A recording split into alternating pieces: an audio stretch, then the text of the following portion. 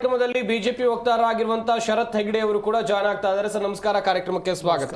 Sir 1993ರಿಂದ ಇಲ್ಲಿ ತನಕ ಅಂತ ಹೇಳಿದ್ರೆ ಸರಿಸುಮಾರು 27 ವರ್ಷ ದೆಹಲಿಯ ಗದ್ದುಗೆಯನ್ನ ಏರೋಕ್ ಆಗ್ಲಿಲ್ಲ. ನಿಮ್ಗೆ ಫೈಟ್ ಅನ್ನ ಮಾಡ್ಕೊಂಡೇ ಬರ್ತಾ ಇದ್ದೀರಾ. ಈ ಬಾರಿ ಎಷ್ಟು ನಿರೀಕ್ಷೆ ಮಾಡ್ತೀರಾ ಸರ್? ನೋಡಿ, ಈ ಸಂದರ್ಭದಲ್ಲಿ ನಾನು ಏನು ಹೇಳಿಕ್ಕೆ ಇಷ್ಟಪಡ್ತೇನೆ ಅಂತ ಹೇಳಿದ್ರೆ, ಇದೆಲ್ಲ ಕೆಲವು ಮಾಧ್ಯಮದಲ್ಲಿ ಹೇಳಿದ್ದೆ ನಾನು ಕೆಲವು ವಿಷಯಗಳ ಬಗ್ಗೆ. ನೋಡಿ, ಇವರು ಕೇಜ್ರಿವಾಲ್ ಅವರು ಬರೀ ಸುಳ್ಳು ಭರವಸೆ ಆಶ್ವಾಸವನ್ನೇ ಕೊಟ್ಕೋತಾ ಬಂದಿದ್ದಾರೆ. ಅದಕ್ಕೆ ಉದಾಹರಣೆಗಳು ನೋಡಿರ್ಬೋದು. ಅಣ್ಣಾ ಹಜಾರೆ ಮತ್ತು ಕೇಜ್ರಿವಾಲ್ ನೇತೃತ್ವದಲ್ಲಿ ಒಂದು ಜನಲೋಕ್ಪಾಲ್ ಬಿಲ್ ತರ್ತೀವಿ ಅಂತೇಳಿ ತುಂಬ ದೊಡ್ಡದಾಗಿ ಸೆನ್ಸೇಷನಲ್ ಕ್ರಿಯೇಟ್ ಆಯಿತು. ಜನರ ಮನಸ್ಸಿನಲ್ಲಿ ಜನಲೋಕ್ಪಾಲ್ ಬಿಲ್ಲನ್ನು ನಾವು ತರ್ತೀವಿ ಅಂತೇಳಿ ಹೊರಟರು. ನಂತರದಲ್ಲಿ ಏನಾಯಿತು, ಜನಲೋಕ್ಪಾಲ್ ಬಿಲ್ಲನ್ನು ಇವ್ರು ಯಾವುದೇ ಕಾರಣಕ್ಕೂ ತರಲೇ ಇಲ್ಲ. ಅಂದರೆ ಅದನ್ನು ಅನುಷ್ಠಾನಗೊಳಿಸ್ಲಿಕ್ಕೆ ಬಿಡಲಿಲ್ಲ ಇವರೇ. ಒಂದು. ಎರಡನೇದಾಗಿ ಅಣ್ಣಾ ಹಜಾರೆ ಅವ್ರು ಏನು ಶಿಷ್ಯ ಅಂತೇಳಿ ಹೇಳ್ತಾ ಇದ್ರಲ್ಲ ಕೇಜ್ರಿವಾಲ್ ಅವರಿಗೆ ಜಿಗುಪ್ಸೆ ಬಂತು. ಯಾಕೆ ಅಂತಂದ್ರೆ ಅವ್ರು ಏನು ಹೇಳಿದ್ರು, ಇಲ್ಲ ಇವ್ರು ನಂಬೇಡಿ, ಇವರೊಬ್ರು ಮಹಾಭ್ರಷ್ಟರು ಅಂತೇಳಿ ಅಣ್ಣಾ ಹಜಾರೆ ಅವರೇ ಪ್ರೆಸ್ ಮೀಟ್ಗಳಲ್ಲಿ ಹೇಳಿಕೆ ಕೊಡುವಂತಾಯ್ತು. ಯಾಕೆ ಹೇಳ್ತಾರೆ ಅಂತ ಹೇಳಿದ್ರೆ, ಇವರ ಕೆಲವು ನಿರ್ಧಾರಗಳು ತೆಗೆದುಕೊಂಡಂತಹ ನಿರ್ಧಾರಗಳಿಂದ ಅವ್ರಿಗೆ ಬೇಸರ ಆಯಿತು.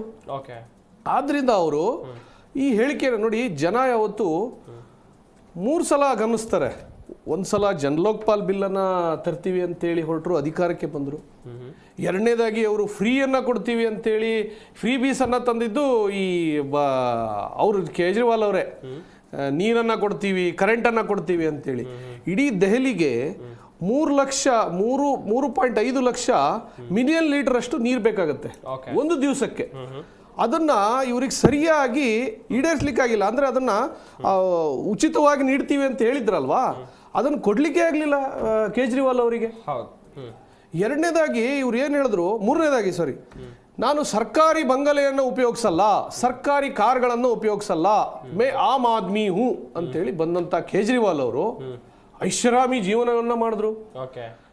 ಶೀಶೋ ಮಹಲ್ ಅಂತೇಳಿ ಅದಕ್ಕೆ ದುಂದು ವೆಚ್ಚಗಳನ್ನ ಸರಿಸುಮಾರು ಅದಕ್ಕೆ ಲೆಕ್ಕಪತ್ರಗಳಲ್ಲೇ ಇಲ್ಲ, ಅಷ್ಟು ಶೀಶಾ ಮಹಲ್ ಹೇಳೋ ಒಂದು ಆ ಹೆಸರಲ್ಲಿ ದೊಡ್ಡದಾಗಿ ಲೂಟಿ ಆಯ್ತು.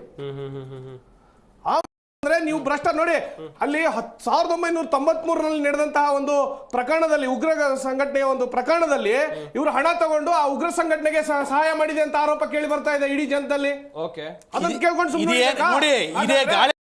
ನೀವು ಕಿತ್ಕೋಬೇಡಿ. ನಾನು ಹೇಳ್ತಾ ಇರೋದು ಸರ್, ಈಗ ಇವರು ಫಸ್ಟ್ ಏನ್ ಹೇಳಿದ್ರು, ಇಲೆಕ್ಷನ್ ಕಮಿಷನ್ ಮೇಲೆ ಅಪನಂಬಿಕೆಯನ್ನ ಮಾಡಿದ್ರು.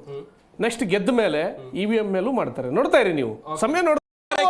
ಸರ್ಕಾರಿ ಬಂಗಲೆಗಳನ್ನ ಯೂಸ್ ಮಾಡಲ್ಲ ಅಂತ ಹೇಳಿದ್ರಿ, ಸರ್ಕಾರಿ ಕಾರ್ಗಳನ್ನ ಯೂಸ್ ಮಾಡಲ್ಲ ಅಂತ ಯಾಕೆ ಯೂಸ್ ಮಾಡಿದ್ರಿ? ಹಾಗಾದ್ರೆ ನೀವು ಇದಕ್ಕೆ ರಾಜಕೀಯ ಚಿಂತನೆ ಬೇಕು, ಇದಕ್ಕೆ ರಾಜಕೀಯ ಚಿಂತನೆ ಬೇಕು. ಪ್ರೋಟೋಕಾಲ್ ಇದೆ, ಪ್ರೋಟೋಕಾಲ್ ಮೇಂಟೈನ್ ಮಾಡಬೇಕಾಗುತ್ತೆ. ಪ್ರೋಟೋಕಾಲ್ ನರೇಂದ್ರ ಮೋದಿ ಅವರು ಏನು ಯೋಜನೆಗಳನ್ನ ತಂದ್ರಲ್ಲ, ಅದನ್ನ ಜನರಿಗೆ ಅಲ್ಲಿ ನೋಡಿ, ಗುಜ್ಜಾರ್ ಮತ್ತೆ ಒಂದು ಎಕ್ಸಾಂಪಲ್ ಕಿಸಾನ್ ಸಮ್ಮಾನ್ ಯೋಜನೆ ಆಗಿರ್ಬೋದು, ಎಷ್ಟು ಯೋಜನೆ ಬೇಕು ನಿಮ್ಗೆ, ಭಾರತೀಯ ಸ್ಟ್ಯಾಂಡ್ ಅಪ್ ಆಗಿರ್ಬೋದು, ಜನಧನ್ ಖಾತೆ ಆಗಿರ್ಬೋದು, ಪ್ರಧಾನಮಂತ್ರಿ ಜೀವನ್ ಜ್ಯೋತಿ ಆಗಿರ್ಬೋದು, ಪ್ರಧಾನಮಂತ್ರಿ ಸುರಕ್ಷಾ ಬಿಟ್ಟಿಲ್ಲ. ಜಾಟ್ ಮತ್ತು ಗುಜ್ಜರ್ ಹೇಳೋ ದೊಡ್ಡ ಸಮುದಾಯ ಇದೆ. ಆ ಎರಡು ಸಮುದಾಯ ಇವತ್ತಿನ ದಿವಸ ಕೇಜ್ರಿವಾಲ್ ವಿರುದ್ಧವಾಗಿದ್ದಾರೆ. ಯಾಕೆ ಅಂತ ಹೇಳಿದ್ರೆ, ಸಾಕಷ್ಟು ಅವರ ರೈತ ಕುಟುಂಬಗಳಿಗೆ ಈ ಕಿಸಾನ್ ಸಮ್ಮಾನ್ ಆಗಿರ್ಬೋದು, ಸಾಕಷ್ಟು ಯೋಜನೆಗಳನ್ನ ಅನುಷ್ಠಾನ ಆಗ್ಲಿಕ್ಕೆ ಇವರು ಬಿಟ್ಟಿಲ್ಲ.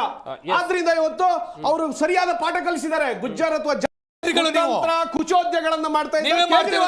ನಾವಲ್ಲ, ಜೈಲಲ್ಲಿ ಇದ್ಕೊಂಡೆ ಭ್ರಷ್ಟಾಚಾರ ಮಾಡಿದೀರಾ ನಿಮ್ಮ ಯೋಗ್ಯತೆಗೆ. ದಯವಿಟ್ಟು ಗಮನಿಸ್ತಾ ಇರಬಹುದು ವೀಕ್ಷಕರೇ. ಒಂದ್ ಕಡೆಯಲ್ಲಿ ಆರಂಭಿಕವಾಗಿ ಹಿನ್ನಡೆಯನ್ನ ಕಾಯ್ದುಕೊಂಡಿದ್ದಂತ ದೆಹಲಿಯ ಮಾಜಿ ಮುಖ್ಯಮಂತ್ರಿಗಳಾಗಿರುವಂತಹ ಅರವಿಂದ್ ಕೇಜ್ರಿವಾಲ್ ಈಗ ಮುನ್ನಡೆಯನ್ನ ಕಾಯ್ದುಕೊಂಡಿದ್ದಾರೆ. ಅದರಂತೆ ಮಾಜಿ ಡಿಸಿಎಂ ಮನೀಶ್ ಸಿಸೋಡಿಯಾ ಕೂಡ ಮುನ್ನಡೆಯನ್ನ ಕಾಯ್ದುಕೊಂಡಿದ್ದಾರೆ. ಮುಂದಿನ ಹಂತದಲ್ಲಿ ಏನೆಲ್ಲ ಬೆಳವಣಿಗೆ ಆಗಬಹುದು ದೆಹಲಿಯಲ್ಲಿ, ಇದೇ ವಿಚಾರವಾಗಿ ಮಾಹಿತಿಯನ್ನು ಕೊಡ್ತಾ ಹೋಗ್ತೀವಿ. ಆದ್ರೆ ಅದಕ್ಕಿಂತ ಮುಂಚೆ ಚಿಕ್ಕ ಬ್ರೇಕ್.